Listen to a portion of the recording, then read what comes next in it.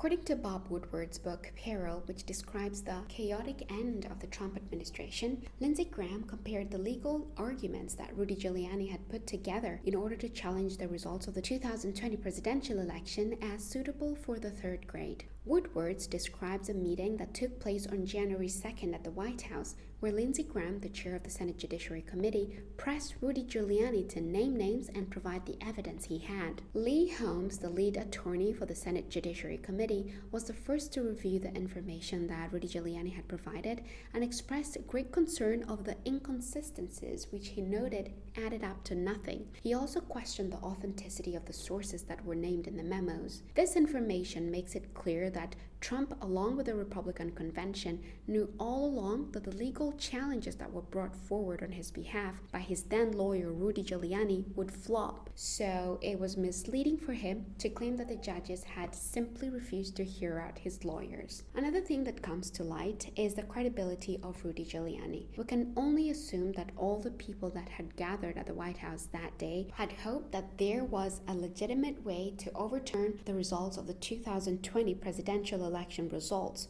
only for Rudy Giuliani to make a mockery of the whole thing by making up the evidence in order to gain favor from Trump. This is probably why Trump won't even pay him. Rudy Giuliani is currently temporarily suspended from practicing law in New York State, following disciplinary proceedings over the misleading statements he gave to courts and the public following the 2020 US presidential election.